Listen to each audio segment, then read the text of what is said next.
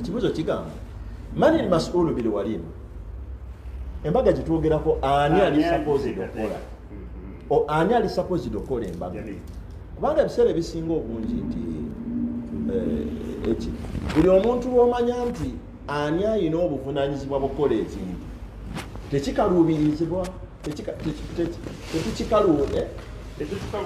tekitukaluubirira naye omuntu alina okukola embaga mu busiraamu shariyata ye mulenzi awasa embaga gwekakatako kubanga nabbi sallallahu alaihi wasallam yagamba Abdurrahman ibn Auf yamugamba nti awlim wala ubishara kole gwawasizza kole embaga wa ra'yu ulama eyendaba yabaki yabamanyi ngaba Imam ibn Sheikh ibn Baz ba Salih ibn Uthaymeen nabalala nti embaga ekakata kwani ku mulenzi wabula famire y'omukyala eri supposed kuwaayo mwana waabwe omuwala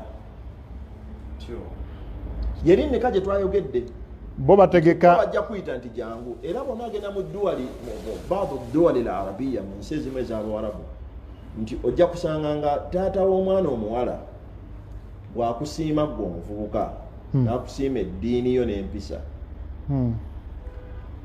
bakuyita oba mu masjidi ngaawo bakuyita buyisi mujja ne muteeka olunaku abatera Sheikh Anwar walabanye Embaga mu haram Madina naddala ku Lwokuna kati bateekangamu nnyo nika osanga batudde 5 10 batudde wakacaayi awo bali naye nga nikaho egenda maaso saayina contribution kuzaalibwa kwansiga banzaala eyo kakati njagala nnyo ebyangu taata amaze okukola nika ani agenda okukola embaga n'omwana omuwala eri famire y'omwana omuwala egenda fa ku muwala waabwe yayambadde ate waliwo kale urufu ebyo bijja mu urufu nti ani agula kino omusajja yagula gawuni omusajja yagula engoye omukyala zagenda okwambala empeta biki ebyo byonna kakati bwe bamaliriza embaga ekolebwa egenda okujja imma egatta abeewaabe b'omuwala inikhtaru dhalik baba nga basiimye n'okujja bayinza obutabibaamu tabaayo omulenzi n'akola embaga ye senga omuko kati ekakata ku mwana mulenzi omufuna yalina okukola embaga ekyokubiri singa bagamba nti omukolo tugukole tugugatte nga wano muwurufu wano abaana abalenzi bamanyi okugamba seeka njagala byonna biggwera eri fala haraji fi dhalik biggwera gy'anonye omuwala gye wabeera byonna gye basalira keeke la haraji fi dhalika almuslimuna ala shurutihi bakanyiza ku ekyo khalas intaha al-amr amma man al-mas'ul ani avunaanyizibwa ku mbaga ye mwana omulenzi awasa oba famire y'omulenzi tewale nnyo okukola ebintu by'ekikopi I will use that language. Bukopi kyawo. Twewale nnyo okukozesa ebintu by'ekikopi.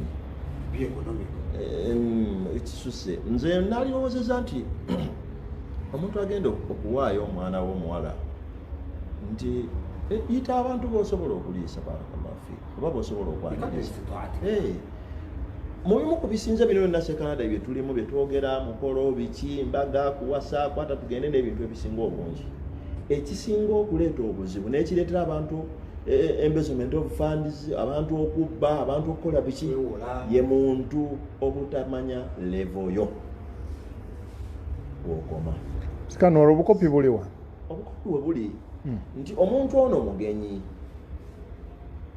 mugenyi ekyokubiri bye mugenda okukwataganamu oba okukolaganamu bisukka kuba nti agenda kutwala mwana w'omuwala ayingira mu famire aba afuuse wa famire onfuna ebigenda obagatta mulimu okuweerera batoba boono ani abaweerera batoba balamu bo ngani abaweerera mpasa famire omuko yanedda mu muko muamala oba nakyo kya bukopi nedda okitegeera mulimu okujjanja kuba kutaawana nazaalawo mulimu okujjanja sezaalawo mulimu okuyambako ku mikolo egigenda okubeera ewammwe okitegeera n'ebirala ebitagambika abakonga bakoze bintu gye bawasizza abakyala hadithu wala haraji kakati tuleme nnyo okutunuulira lunaku luno lumu okukunya bambi olulenzi luno tulukunye mpaka lwe lunaavaamu eminyira. Anti Anwar ojja kunona muwala waffe leeta sente tutegeke yojja ono n'omwana ono mbitiibwa. Kyenkugambye nti omuntu obutamanya levoyo kyekireeta obuzibu. Ekisooka ku sayidi ey'omukyala tebategedde levo yaabwe, ne ku sayidi n'omwami yennyini tategedde levo ye.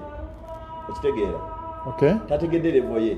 Singa ategedde levo ye n'amanya nti mutuufu nze nzito wakyenkana bwe kiti, ati munnange bazadde sijja kusobola embeera eno nzito gyendi ng'omuntu. Okitegeera? N'omanya nti obuzito tojja busobola ne bakwakiseputinga nti mujja abantu 10 yerevo famire liyinza okuba nga ebadde esobola okuliisa abantu 1000 kubanga waliwo abantu nga masha Allah nga Allah yabaggulirawo fataha Allahu aleewo. Kitegeera? Nga basobola okuliisa abantu bonna be mbamuze nabo naye naakusalire nayaga mujje 10 nti okusinziira mutabani embeera nga bwefaanana nga gyenkulaba muvubuka kati ng'ono omuvubuka mutoseka Ibrahim yajja okuwasewaseka miranda bwetandisi. Okitegeera? Musajja atu yafunyewo obusente n'agula ekitanda 4-5 oba 6 oba 3-2. Okitegeera? Oba emukwemu n'akiteekawo ayinamu mu ruumu y'akabaafu ke ne kakapeti akaseerera. Okitegeera? Akakaveera akakuba ekigonga muvubuka atandise. Kati mu mbeera efaanana bwetyo oyo gw'ogamba ajja aleete $5 million